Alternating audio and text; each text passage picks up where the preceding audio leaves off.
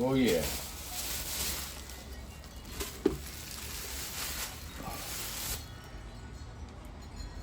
£8.2, 40 bucks. So that's less than $5 a pound.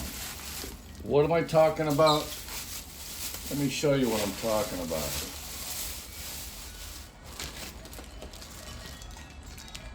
Beautiful, lean meat. Cut it up into whatever size slices you want. I'm going to use half of that and make hamburgers. And I'm going to add sausage to it, store-bought sausage. Sausage from the local market here, not the market, but the manufacturer. So it's sausage from this island, not that Jimmy Dean stuff, which actually I love Jimmy Dean's, but I just don't trust anything anymore. So buy local and support your economy. So 8.196 is still less than $5 a pound. You can't get this quality of meat at the store. $5 a pound. The hamburger at the store, well, let's put it this way. It's been touched by many machines. It's been touched by many hands, and every time it passes hands, just like drugs, everybody cuts it. But in this case, shitty ass, fat pig ears. Who knows? I don't know. So what I want to try to do is I'm going to guesstimate, try to get 3 pounds, and I'm going to stick it in the pressure cooker. But first, with that 3 pounds, I'm going to marinate it in some,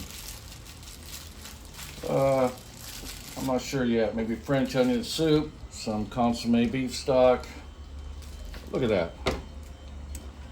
Now this is kind of a tough piece of meat because it's lean, but I eat mostly protein if I can. And so if you were just to cook this up on the frying pan, it'd be tough. So that's why I grind it up, I mix it with sausage, or stick it in the pressure cooker and let it pressure cook for an hour or so, and it'll come out just like a pulled pork, pulled beef sandwich consistency. So it's been years since I've worked at the executive restaurant. So me guessing what 3 pounds is, well, if this whole bad boy, I got a larger cutting board, I just don't feel like cleaning it. So I'm gonna use a small one. So if this is 8 pounds, cut it in half, it's 4 pounds, cut it in thirds, 2, 4, 6, 8. Who do we appreciate? Well, let me just go for a little larger than smaller. Oh, by the way, the badass knife. Owned it over a year, chef knife. Don't need to sharpen it because it's mixed with a certain amount of metals to make a beautiful alloy. So let's see. I'm thinking this can be 2.8 pounds. I wanted 3, but whatever. Ouch. Oh, just a hair under 2 pounds. I wanted 2.8, 3. Doesn't matter. This will work for today. Look at that. When you see the purplish, that means it's a fresh beef. This is a local beef. This was not shipped in from the States or some other place. This animal never seen a machine. Never seen anyone else's hands. So this is as good as it gets. Well, as good as it gets would be elk, but I cannot get that shipped here, so without extreme cost. I personally would totally pay $10 a pound for elk beef, but getting it shipped here adds another $6 a pound, and I'll just wait. All right, let's get this ready for the pressure cooker. I've added a little bit of hickory smoke just a tablespoon or so. And I'm gonna add some Worcestershire sauce, just a little bit. I'll add more tomorrow when I stick it in the pressure cooker. Coarse black pepper. Oops, not really. I like MSG. I don't care what anyone thinks. It's a meat tenderizer, works fantastic. So just add about a teaspoon of that. It's coming out slow. So let me turn the side around. There we go. And that's for anyone that doesn't know, this is what McDonald's uses in their patties. I don't care if it's horse meat, beef meat, whatever it is. This is why McDonald's patties taste like McDonald's patties. And I'm gonna add salt. Oh my goodness, salt. I'll tell you right now, since I added salt back into my diet, my blood pressure is lowered. Without an electrolyte, the body's no good. So, my dad used to love adding this to his hamburgers. So I thought I would give it a go and add it to this beef. I'm gonna let this sit overnight. And you can never have too much Lipton's onion soup mix. It's cheap and it's flavorful. And for the dry rubs, I'm sitting this overnight. Use garlic, about exactly that much. And onion powder, exactly that much. And I love this sweet and smoky rub. Oh yeah. So exactly that much. Exactly. Can't mess that up. We'll just let this sit overnight. Oh yeah, cannot forget the almighty dangerous sugar.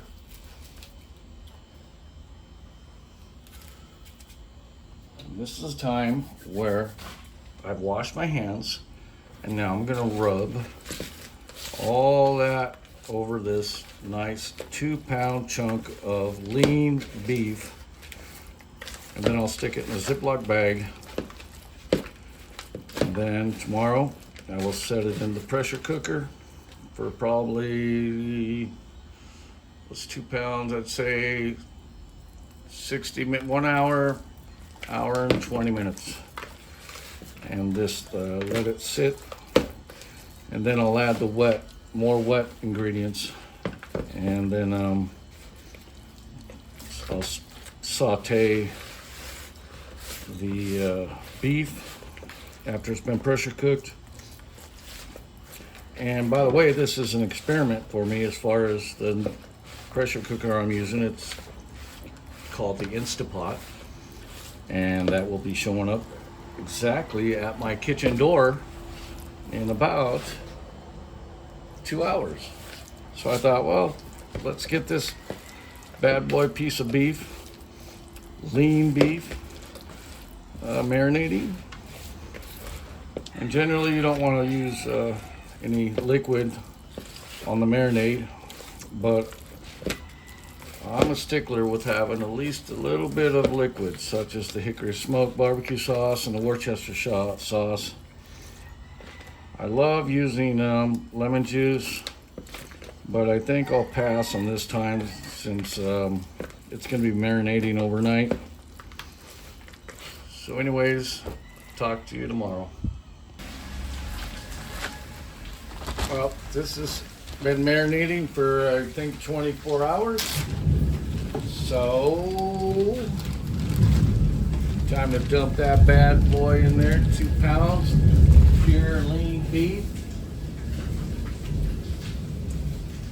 Well, I'm gonna stick some cream of mushroom in there. This is gonna be too much liquid in the big, but I don't care.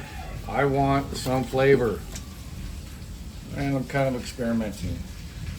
So I'll rinse that off. I'm gonna stick some beef consomme in there. Let me swirl that around.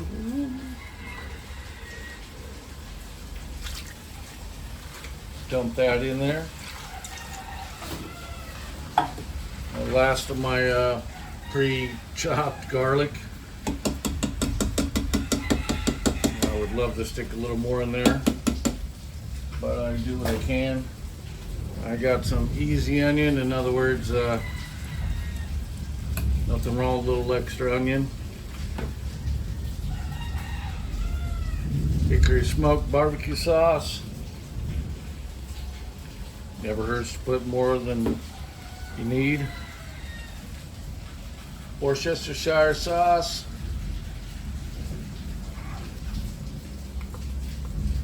That's about a perfect amount.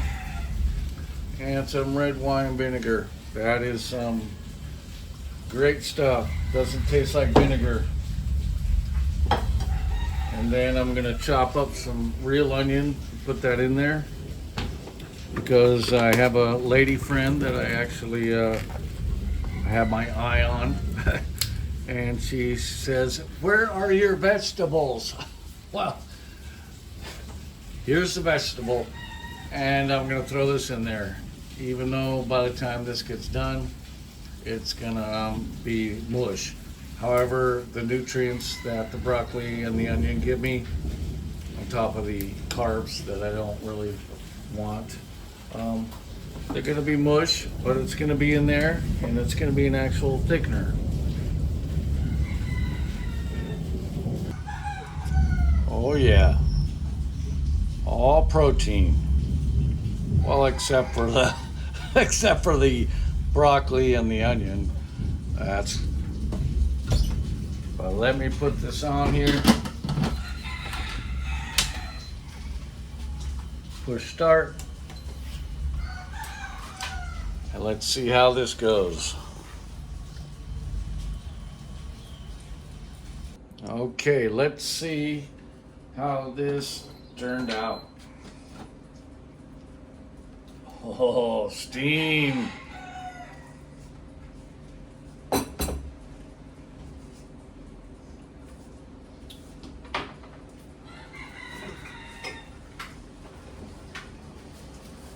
Actually, let me do this real quick. Oops. Let me do this real quick. Let's find out. It started out as 2 pounds.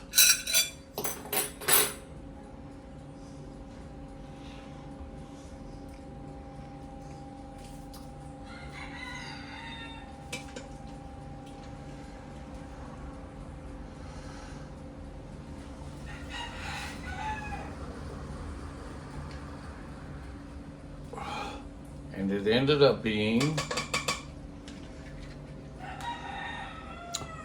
1¼ pounds. So, if my math does me right, it lost maybe 15% of its weight. Oh my goodness.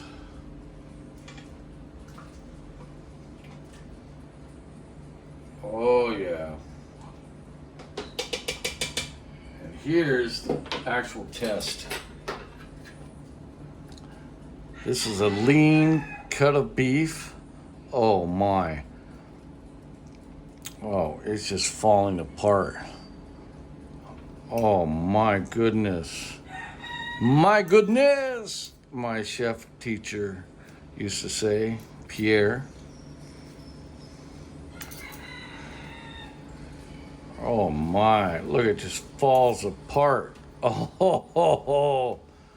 Right now I got regular bread that I cooked or baked.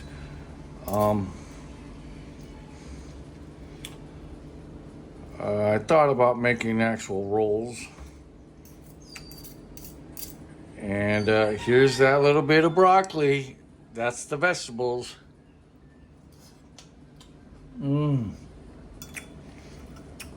That is so good. So I'll let that cool down. I got the toasting up. I'm gonna put some cheese on it, and I'll add a picture when it's all made into a beautiful serving for moi, Kent Sawyer. Oh yeah.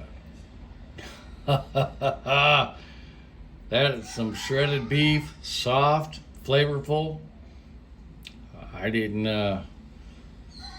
I didn't show where I sprinkled some jalapeno peppers on it. Yeah, nonetheless, oh my goodness. In less than 2 hours, and yeah, I would have loved to cook some rolls, but after visiting a couple beaches today, I figured I'll have to make do with the bread I made the other day. Have a great night, people. I know I will.